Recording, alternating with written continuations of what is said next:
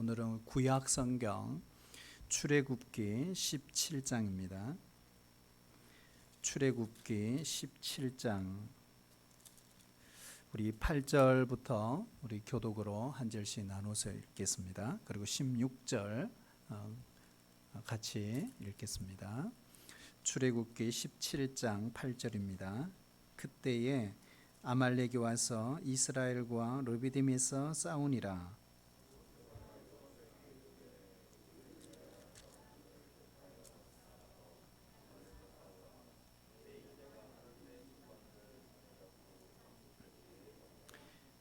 여호수아가 모세의 말대로 행하여 아말렉과 싸우고 모세와 아론과 훌은 산 꼭대기에 올라가서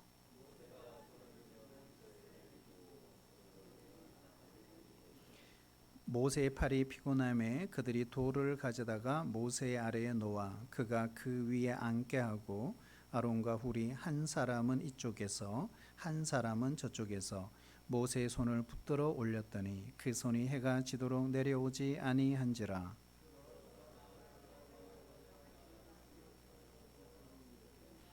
여호와께서 모세에게 이르시되 이것을 책에 기록하여 기념하게 하고 여호수아의 귀에 외워 들리라. 내가 아말렉을 없이 하여 천하에서 기억도 못하게 하리라.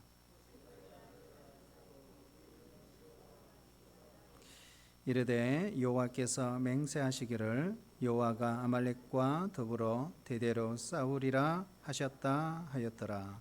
아멘. 여러분 오늘 이 시간에도 대면 비대면 있는 그곳에서 하나님이 우리에게 풍성하고 넘치는 은혜로 함께해 주실 줄로 믿습니다. 우리 하나님은 연합을 통해서 일하십니다. 그래서 연합은 정말 중요한 거예요. 그러나 잘 되지 않고 참 어렵고 갈등이 있습니다. 그러나 연합은 하나님의 뜻입니다. 연합이란 뜻은 뭘까요? 하나가 된다라는 뜻이죠. 한 마음이 되는 것입니다. 함께 동행하는 것을 우리는 연합이다 이렇게 말합니다. 함께 협력하는 것. 그래서 우리가 하나가 되면은 강력한 힘을 발휘할 수가 있습니다.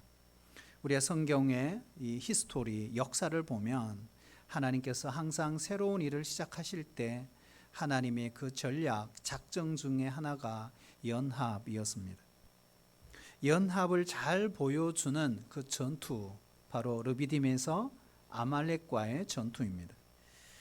이스라엘이 아말렉과 어떻게 싸우고 있을까요? 오늘 주목해 봐야 하는데요. 우선 모세는 우리 9절 읽었잖아요. 거기에 보면 여호수아에게 명령을 합니다. 너는 최전선에 나가서 군사를 이끌고 나가 싸우라 이렇게 말합니다. 그리고 모세 자신은 하나님의 지팡이를 들고 산 꼭대기로 올라갑니다. 그리고 거기서 기도합니다. 우리는 쉽게 모세가 쉬운 길을 선택했구나 생각할지도 모르겠지만 사실은 그렇지가 않습니다. 12절 말씀에 보면 모세의 팔이 피곤하여 내려왔다라고 했습니다. 기도는 노동이라는 것입니다. 기도는 영적인 전투입니다. 어쩌면 실제적인 전투 그 이상의 전투가 기도인 것입니다. 그때 모세의 형 누구죠? 아론. 그리고 아론 옆에 누가 있었죠?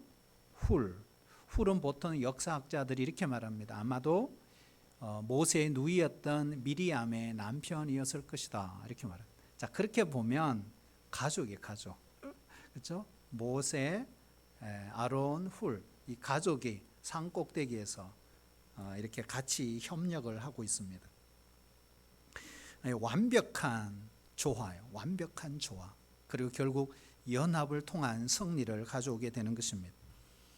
우리가 교회 공동체 안에서도 성도가 교제를 하는 그 목적은 뭘까요? 교제의 목적은 단순히 교제로 끝나는 것이 아니에요.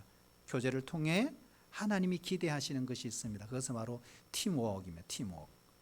그러니까 팀워크를 만들어서 어떻게 하는 거예요? 원팀, 한 팀이 되어서 결국 공동체 안에 주어진 수많은 과업들을 승리로 이끌게 하기 위한 하나님의 뜻이 있는 것입니다. 우리가 예배를 위해 주일날 차량을 위해 봉사해 주시는 우리 교우들, 그리고 안내를 도와주시는 교우들, 예배당을 깨끗하게 하시는 교우들, 이것이 다 뭐예요? 이외에도 여러 분들도 많이 있지만 이것은 연합입니다. 그리고 얼마나 아름다운 은혜의 장을 이렇게 편안하게 우리가 예배 드릴 수 있도록 만들어 주시는 거지 않습니까? 우리가 순장을 세우고 그리고 말씀 사역자들이 하는 일도 결국 이 하나님의 그 사역을 분담해서 공동체의 승리를 누리기 위한 과정인 것입니다. 전도서 4장에 보면 이 연합의 능력을 우리에게 잘 보여주고 있는데요. 전도서 4장 9절 보면 이런 말씀이 있어요. 두 사람이 한 사람보다 나으면 그들이 수고함으로 뭘 얻는다? 좋은 상을 얻을 것임이라 그랬어요. 계속해서 우리 10절에도 보면 혹시 그들이 넘어지면 하나가 그 동물을 붙들어 일으켜 주지만 반대로 혼자 있어서 넘어지면 그를 붙들어 일으켜 줄 자가 없으므로 뭐가 있다? 화가 있다. 이렇게 말씀합니다. 우리가 잘 아는 12절 말씀에 이렇게 말해요. 옛날 성경에 3겹줄이라고 했어요. 근데 세 겹줄. 한 사람이면 패하겠지만 두 사람이면 상대와 맞서서 싸울 수 있다. 그래서 세 겹줄은 쉽게 끊어지지 않는다. 이렇게 말씀하고 있습니다.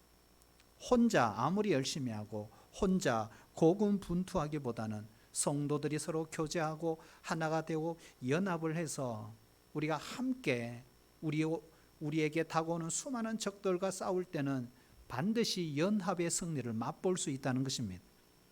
그래서 우리가 방학을 했지만 순모임 안에서도 성도의 교제를 통한 연합이 얼마나 중요한지 모릅니다.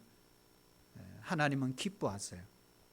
우리의 이런 연합의 모범 어디서 배울 수 있을까요? 우리 그 본질은 바로 우리 하나님이십니다. 왜요? 우리 하나님은 삼위일체 하나님이십니다.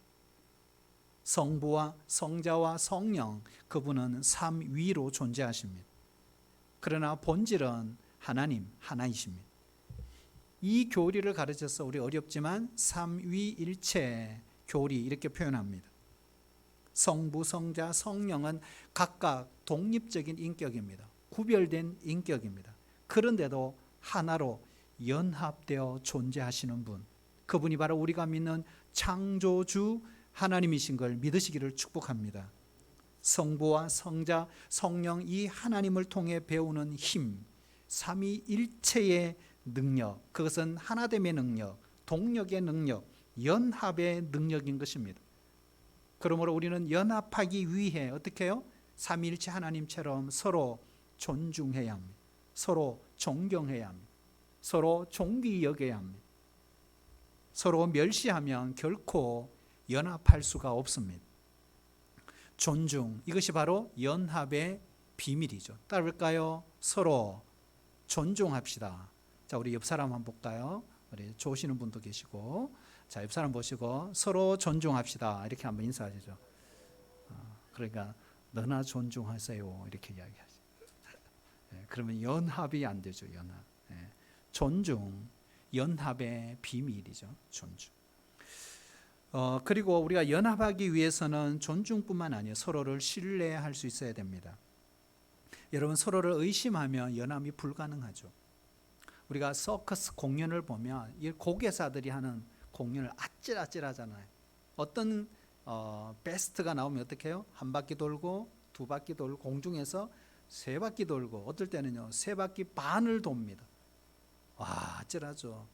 근데 기가 막힌 거는요, 이 떨어지는 사람을 잡기 위해서 또 다른 고개사가 그네를 타고 왔다 갔다 하면서 기다리고 있습니다.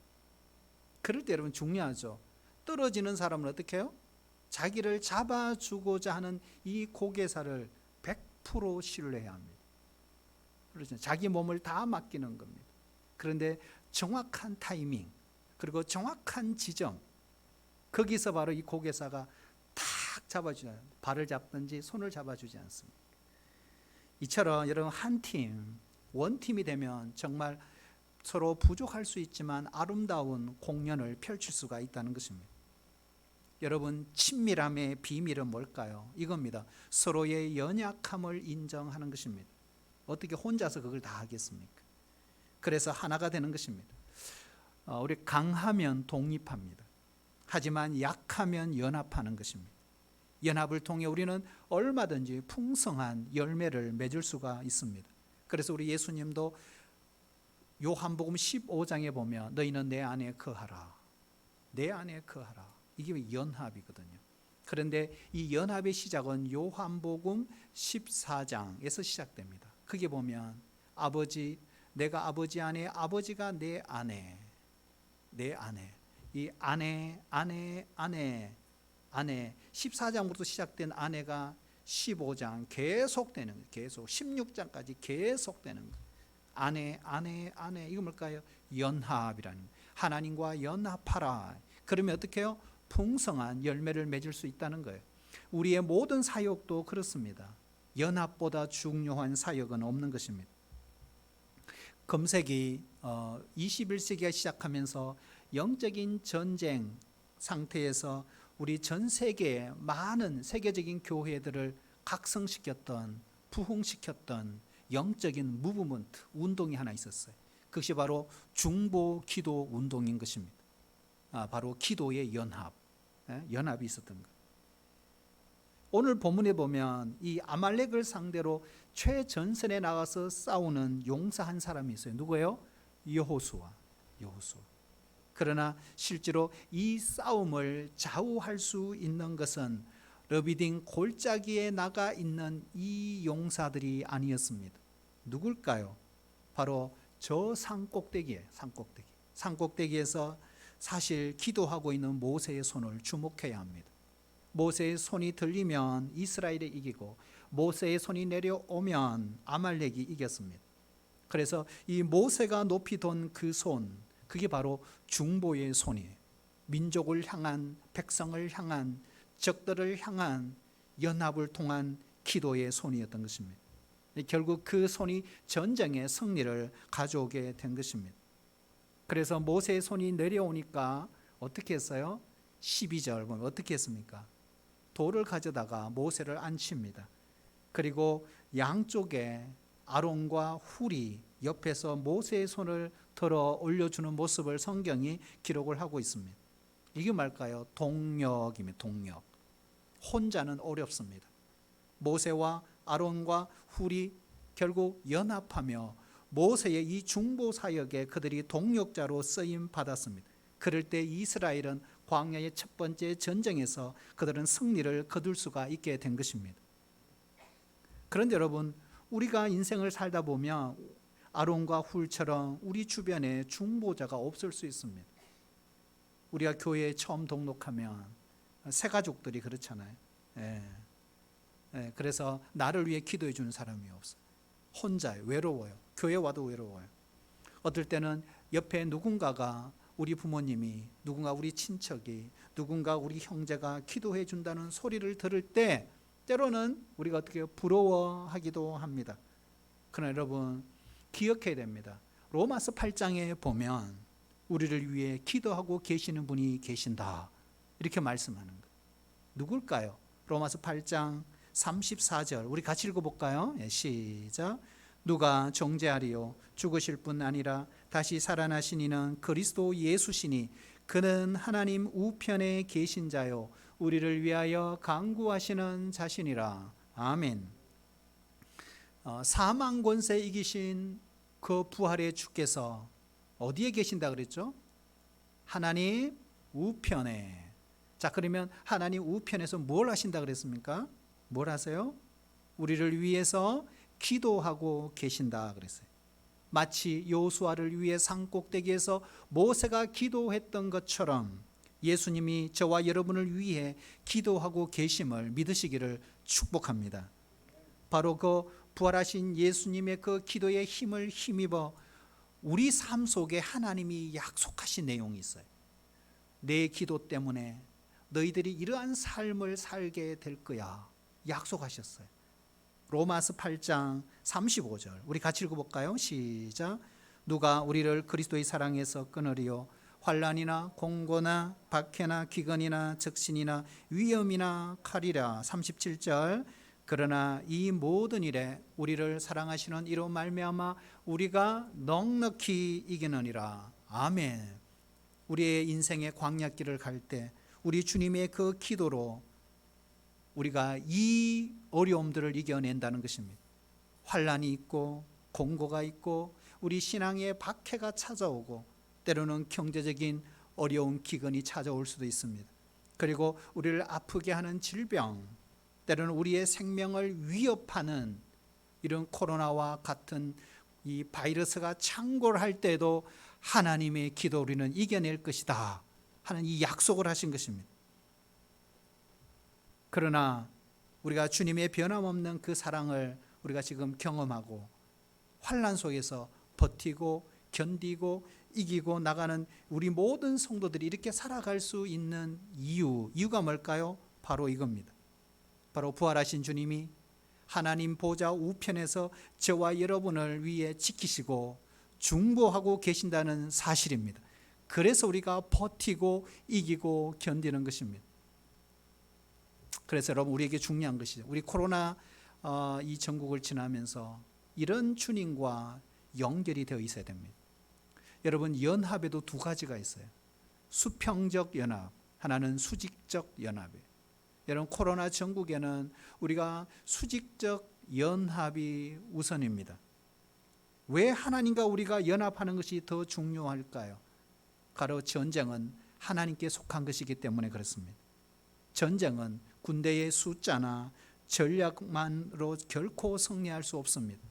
하나님이 도와주셔야 합니다. 하나님께서 긍휼을 베풀어 주셔야 합니다. 그래서 다윗은 전쟁은 하나님께 속한 것인 걸 그는 알았습니다. 어느 날 골리앗과의 전쟁에서 이렇게 선포했어요.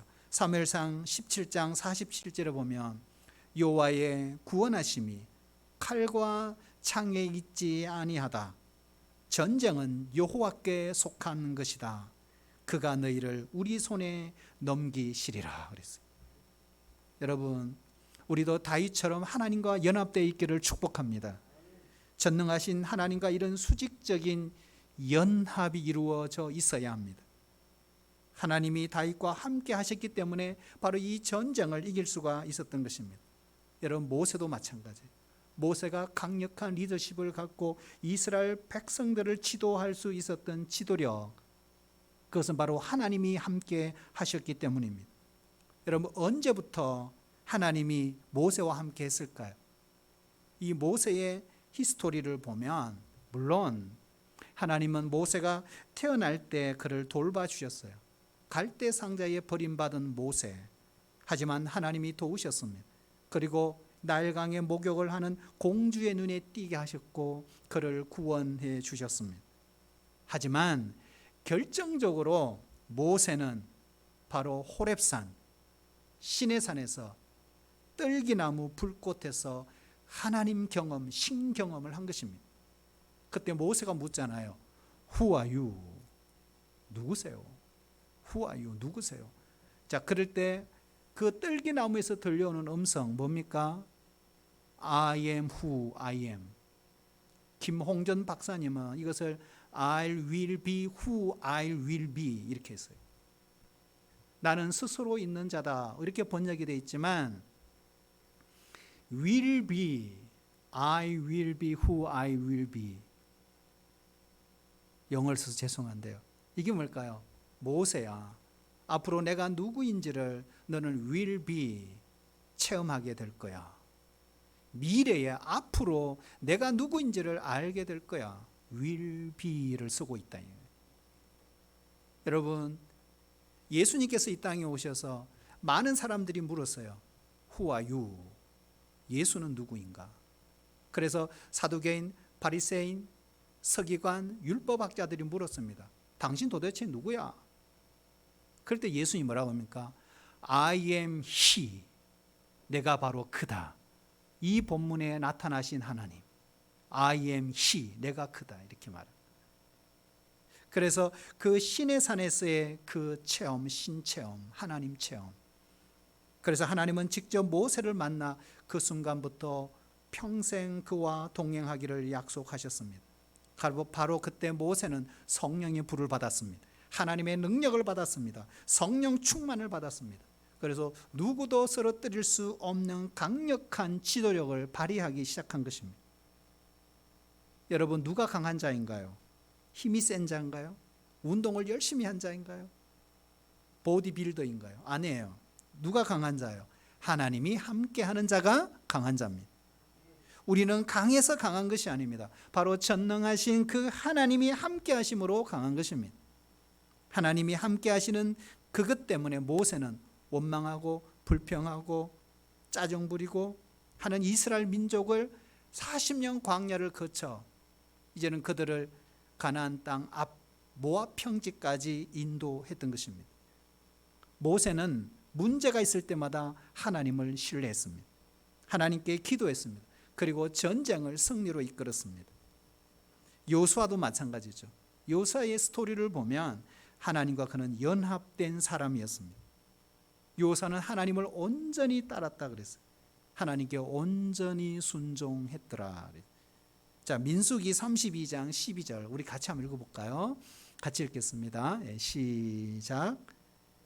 그나스 사람 여분네의 아들 갈렙과 눈의 아들 요수아는 여호와를 온전히 따랐느니라 하시고. 아멘. 두 사람 나오죠. 누굽니까? 갈렙과 요수아입니다. 출애굽 1세대들은 광야에 40년 동안 다 죽었어요. 그리고 단 두 사람 남았어요. 갈렙과 요수아. 이 두 사람 어떻게 해요? 여호와를 온전히 따랐다. 그렇게 말하고 있습니다. 여러분, 하나님과 연합하기 위해서 가장 중요한 게 뭐예요? 마음이에요. 마음이 중요합니다. 하나님은 요수아와 갈렙의 마음을 소중히 여기신 거예요. 여러분, 우리도 마찬가지죠. 하나님은 뭘 보신다고요? 중심을 보십니다. 우리의 마음을 보십니다. 우리의 모습이 아니에요. 우리 행위가 아니에요. 사람은요, 말은 그렇게 하는데 마음은 다를 수 있어요. 행동은 그렇게 하는데 또 다른 마음이 있을 수 있어요. 그러나 우리 하나님은 뭘 본다? 마음을 보신다. 중심을 보신다. 특별히 하나님이 갈렙의 마음을 칭찬하셨어요. 민수기 14장 24절에 보면 오직 내 종 갈렙은 그 마음이 그들과 달라서 나를 온전히 쫓았은즉. 이거 보세요. 문제는 마음에 있는 거예요. 먼저 하나님께 마음을 드려야 합니다. 우리의 마음이 하나님과 연합이 되어 있어야 합니다. 하나님이요, 다윗을 선택하신 이유도 딱 한 가지예요. 다윗이 탁월한 게 아니에요. 능력이 있는 게 아니에요. 딱 한 가지예요. 그게 뭐예요? 하나님 마음에 합했다는 거. 다윗의 마음이 하나님 마음에 합했다. 내가 이새의 아들 다윗을 만나니 내 마음에 합한 사람이라 내 뜻을 다 이루게 하리라. 실제로 여러분, 다윗은요, 목동 시절에도 그랬고 궁궐에 들어갔을 때도 그랬고 나중에 통일 왕국의 왕이 되었을 때도 다윗은 변함이 없었어요. 진정한 왕은 하나님이시다. 이스라엘의 왕은 하나님이시다. 이 마음이 변하지 않았어요. 다윗의 마음은 하나님의 뜻을 이루는 일에 확정된 마음이에요. 그래서 모델 왕이라 그러지 않습니다. 하나님의 뜻을 이루기 위해 전적으로 순종했던 마음이에요. 그러므로 하나님이 쓰신 인물들은요, 마음이 하나님을 향해 있어요. 그 마음이 하나님과 연합이 되어 있는 거예요. 여러분, 그 배후에는요, 성령의 역사가 있었던 거예요. 우리가 아는 것처럼 성령님은 우리에게 필요한 모든 것을 주실 수 있는 분이세요. 우리의 하나됨을 유지시켜 주시는 분, 연합하게 하시는 분, 영적 연합을 이루시는 분, 그분은 바로 뭐예요? 성령님이세요. 조직적 연합이 아니에요. 영적 연합이에요. 에베소서 4장 3절에 보면 평안에 매는 줄로 성령이 하나 되게 하신 것을 힘써 지키라. 영적 연합은 성령님만 할 수 있는 거예요. 모세는요, 여호수아와 갈렙과 동행합니다. 무려 40년 동안 여호수아와 갈렙은 모세를 곁에서 섬겨요. 그런데 갈렙은 다시 어떻게 해요? 가나안 땅을 들어갔을 때 여호수아의 동역자가 되고 여호수아를 섬기는 2인자가 돼요. 그러니까 갈렙은 죽을 때까지 2인자예요. 우리가 민수기를 읽어보면요, 처음에는 갈렙이 훨씬 지도력이 있어요. 훨씬 더 영향력이 있었던 사람이에요. 그런데 40년이 지난 후 모압 평지에서 딱 도착하니까 여호수아가 모세의 후계자가 되고 갈렙은 여전히 2인자로서 여호수아를 섬기는 사람이 됩니다. 하지만 갈렙은 여호수아를 시기하지 않았어요. 이게 중요한 거예요. 시기는요, 연합을 깨뜨려요. 우리가 갈렙의 인생을 어디를 연구하고 추적해봐도 시기하고 질투를 찾아볼 수 없어요. 원망과 불평을 찾아볼 수 없어요. 정말 갈렙은 겸손한 사람입니다. 우리는요, 스스로 부족하다고 생각할 때 서로 연합합니다. 서로가 서로를 필요로 한다는 생각이 결국 겸손이죠. 그런데 사탄은 그렇지 않아요. 사탄은 교만의 영이에요. 그래서 그 교만을 불어넣어 계속 연합을 깨뜨려요. 그래서 우리는 늘 언제나 교만을 경계해야 하는 것입니다. 사랑하신 여러분, 겸손의 덕을 쌓아가시기를 축복합니다. 우리 예수님도 보면 세례 요한을 정말 칭찬했죠. 그가 정말 겸손한 사람이고, 예수님이 역사의 무대에 딱 등장했죠. 그러면서 그를 따르던 수많은 청중들이 다 예수님께로 가는 거예요. 심지어 자기 제자, 수제자, 애제자들도 다 예수님께 다 가는 거예요. 그 장면을 세례 요한이 직접 봅니다. 그때도 예수님을 세례 요한은 시기하지 않았어요. 오히려 기뻐했다고 했어요. 요한복음 3장 30절에 보면 그는 흥하여야 하겠고 나는 쇠하여야 하리라. 우리는 연합을 이루기 위해서 작은 일, 맡겨진 일의 정말 소중함을 알아야 합니다. 하나님이 가장 강조하는 게 뭐냐면, 우리 창세기부터 계시록까지 계속 읽으면 계속 강조하는 게 있어요. 그게 뭐냐? 작은 일에 충성하는 거예요. 이 가장 중요한 거예요. 맡겨진 일에 충성하는 거예요. 하나님이 다윗을 쓰신 이유도 보면 아버지가 맡긴 그 양새끼 한 마리, 그 양새끼 한 마리를 지키기 위해서 목숨을 걸어요. 이게 중요한 거예요. 맡겨진 일에 자족하는 거예요. 그 일에 감사하는 거예요. 그 일에 충성했을 때 하나님이 또 다른 일을 맡기실 수가 있다는 거예요. 모세와 여호수아는요, 잠깐 동행한 게 아니에요. 얼마 동행하죠? 40년이에요. 왜? 모세는 모압 평지 건너질 못하니까 가나안 땅 못 들어가잖아요. 그러니까 40년 동안 동행을 하죠. 여호수아 갈렙도 마찬가지 40년 동행합니다. 여러분, 한두 번은 같이 할 수 있어요. 근데 지속적으로 계속해서 동행해 가는 건 정말 어려워요. 그래서 중간에 얼마나 많이 깨져요. 하나님이 맡기신 그 과업, 그 일은 쉽지 않아요. 그래서 동행도 어려운 거예요. 그 일을 완수하기까지 동력하는 것, 연합하는 것 정말 중요한 거예요. 우리가 잘 아는 스토리지만요, 이제 요단 동편 땅을 다 점령을 했어요. 그리고 이제 모압 평지에서 요단을 지나 길갈로 향합니다. 그런데 그 순간 요단 동편 땅을 다 점령하고 두 지파 반이 땅을 먼저 분배받아요. 누굽니까? 루벤, 갓, 므낫세 반 지파. 두 지파 반이 이미 땅 분배를 다 받아요. 가족도 있습니다. 가축도 있습니다. 아이들도 있습니다. 부모님들도 다 있습니다. 그런데 중요한 것은 이 두 지파 반이요, 연합을 위해 가족을 떠나요. 가나안 정복하러 요단강을 건너요. 그리고 가나안 정복에 같이 동참해요. 그리고 그 땅을 정복을 마칠 때까지 여호수아와 끝까지 동행합니다. 가나안 땅을 정복하고 땅 분배가 끝났을 때 그때서야 비로소 요단 동편에서 그들을 기다리고 있는 가족들에게 돌아가요. 정말 아름답지 않아요? 정말 아름다운 연합이에요. 여러분, 헌신이 없이는 연합이 불가능하죠. 여러분, 우리도 힘들고 어려운 시대를 지나고 있지만 끝까지 동행하는 게 중요한 거예요.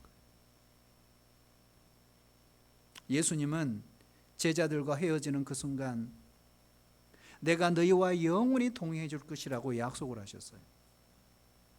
내가 또 다른 보혜사를 너희에게 주사 영원토록 너희와 함께 있게 하시리라.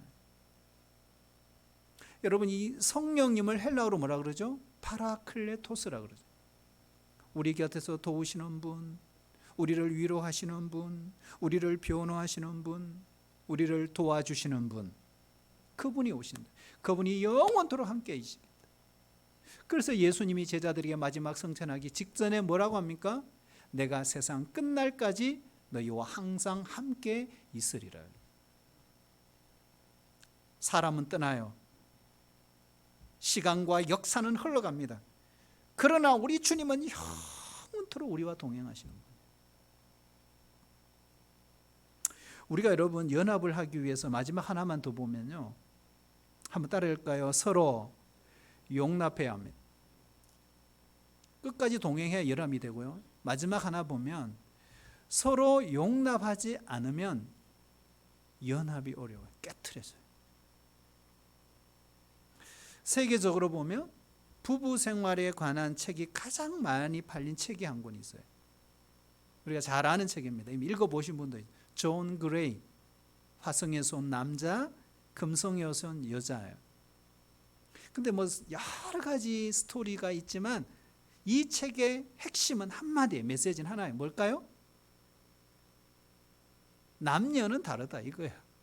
이야기를 하고 있는, 남자 여자는 다르다. 그런데 우리는 자꾸 다른 걸 틀렸다고 생각을 하는 거예요. 부부 관계의 해결책은 뭐라 그랬죠? 존 그레이 이렇게 말해요. 옳고 그름이 아니라 다름을 수용하고 서로를 용납함에 있다, 이렇게 말해요. 여러분, 부부의 갈등이 생겼어요. 부부 갈등이 생기면 항상 우리가 잊지 말아야 될 게 그게 뭐예요? 아, 남편은 이렇게 생각해요. 아, 내 아내는 어디서 왔다? 금성에서 온 외계인이지, 이렇게 생각을 하라는 거예요. 아내는 어떻게 해요? 아, 내 남편이 화성에서 온 외계인이지. 그러면 누구하고 사는 거예요? 외계인끼리 사는 거예요. 얼마나 갈등이 많겠어요. 네? 여러분, 부부의 소통의 시작은 거기서부터 시작이 된다. 그런데 여러분, 이 가정에서만 통하는 원리가 아니죠. 모든 공동체 안에서 소통의 원칙은 이겁니다. 여러분, 우리 교회 생활도 마찬가지죠. 나만 옳고 당신이 틀렸다고 전제를 하는 경우 이거는 늘 갈등을 피할 수가 없는 거예요. 그러나요, 우리 거꾸로 생각해 봐야 돼요. 서로 같은 문제이지만 다른 시각으로 다른 관점에서 얼마든지 볼 수 있다고 인정하는 순간 우리는 지금까지 느껴보지 못했던 새로운 세계들을, 또 놀라운 축복을 우리가 교회 공동체 안에서 충분히 경험할 수 있다는 것입니다. 그렇다고 여러분 절대적인 진리가 없다 그런 말을 하는 결코 아닙니다. 성 어거스틴은 이렇게 말했어요. 본질에는 일치를, 비본질에는 관용을, 그리고 모든 것은 사랑으로, 이렇게 이야기했어요. 여러분, 성도들에게도 우리가 마찬가지로 양보할 수 없는 본질적인 것들이 있어요. 그게 뭐예요? 진리예요. 우리가 양보할 수 있는 본질적인 진리가 뭐예요? 계시, 교회, 교회론, 종말론, 구원론, 예수 그리스도의 신성, 인성, 성경론, 이거는 결코 우리는 양보할 수 없습니다. 그럼에도 불구하고 그 신앙을 적용할 때, 실천할 때 우리 가장 요구되는 최고의 덕목이 뭐예요? 용납이라는 것입니다. 우리는 달라요. 하지만 서로 용납해야 됩니다. 그래야 어떻게 성령이 도우시고 교회가 건강하게 세워져 갈 수 있다는 것입니다. 오늘날 우리 포스트 모더니즘 시대에 살고 있습니다. 포스트 모더니즘 시대의 가장 두드러진 특징이, 이거는 정치, 경제, 문화, 사회, 교회 공동체 어느 곳에도 안 들어가는 게 없어요. 포스트 모더니즘의 정신, 가장 중요한 두 가지가 있어요. 그건 바로 해체와 파괴입니다. 그러니까 우리가 지금까지 알고 있었던 생각들, 지금까지 진리라고 알고 있었던 것, 이것들을 해체시켜 버리는 것, 파괴시켜 버리는 것. 이게 포스트 모더니즘이에요.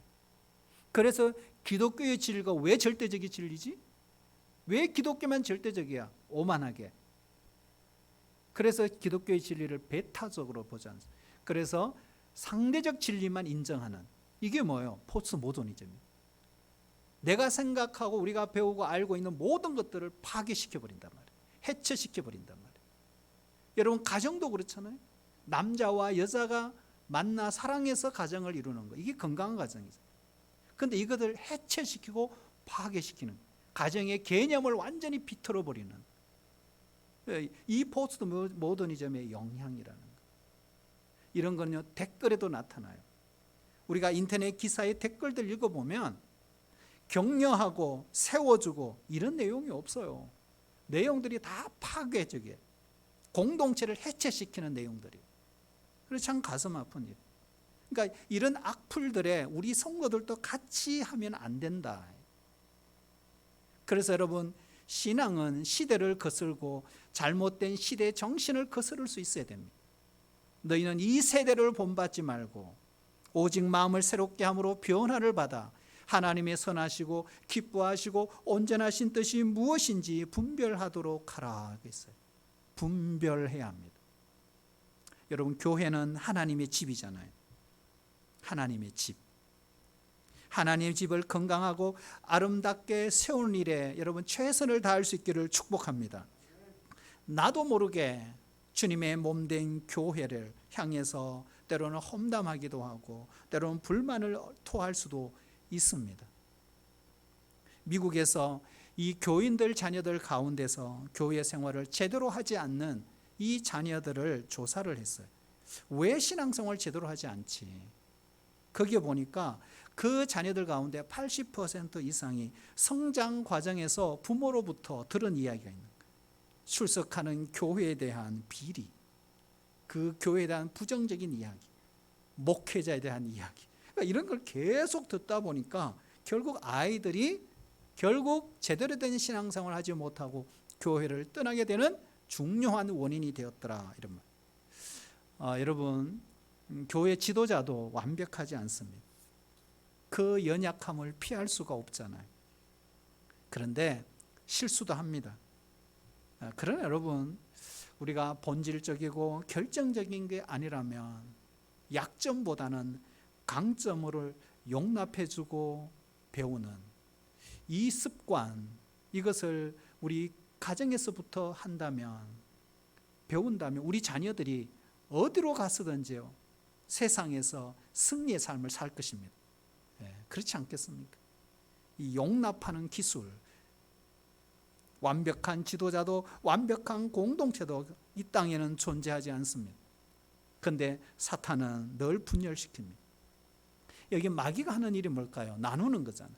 이거는 에덴 동산에서부터 시작됐어요. 하나님과 인간 사이를 파괴시키는, 나누어 버리는 죄의 본질.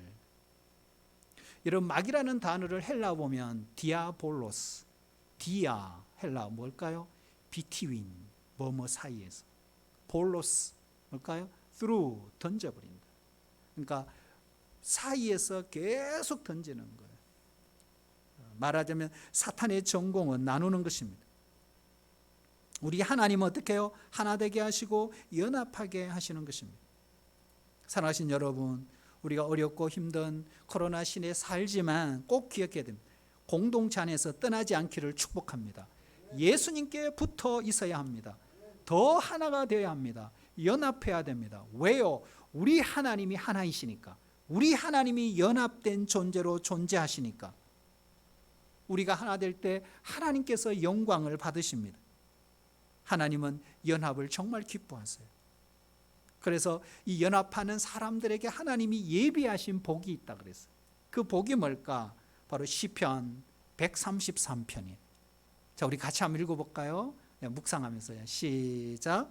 보라, 형제가 연합하여 동거함이 어찌 그리 선하고 아름다운고, 머리에 있는 보배로운 기름이 수염 곧 아론의 수염에 흘러서 그의 옷깃까지 내림 같고, 헐몬의 이슬이 시온의 산들의 내림 같도다. 거기서 여호와께서 복을 명령하셨나니 뭐라고요? 곧 영생이로다. 아멘. 짧게 우리가 이걸 해석하면 이런 말입니다. 연합은 선한 일입니다. 이거 하나님이 하신 일. 연합은 선한 일입니다. 연합은 아름다운 일입니다. 연합은 복된 일입니다. 연합을 위해 부어주시는 그 기름은 성령의 기름이다. 이렇게. 값진 기름이며 그 기름은 향기로운 기름이며 부흥을 위해 부어주시는 기름이다. 예수님을 믿고 영생을 얻게 되는 바로 축복이 임하는 기름, 그리고 연합을 통해 주시는 이슬이 있다. 그 이슬이 뭘까요? 헐몬의 이슬, 축복의 이슬. 무슨 뜻이냐? 풍성한 수확. 풍성한 수확. 모세와 요수아의 그 연합을 통해 이스라엘 백성들은 결국 가나안 땅에 들어갔고 그 땅을 정복하여 바로 이 연합의 축복을 그들은 누렸습니다. 사랑하신 여러분, 지금도 하나님은 연합을 좋아하십니다. 연합을 통해 일하기를 원하십니다.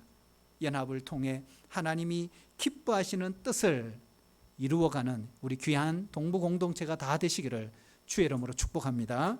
하나님 아버지 감사합니다. 혼자 힘으로는 역부족입니다. 우리가 서로 연합할 수 있게 도와주시고 우리 성도들 한 사람 한 사람이 연합 전선을 펴서 연합을 통하여 이 어려운 코로나 전국을 이겨나갈 수 있게 도와주시옵소서. 우리에게 긍휼을 베풀어 주시옵소서. 예수님의 이름으로 기도하옵나이다. 아멘.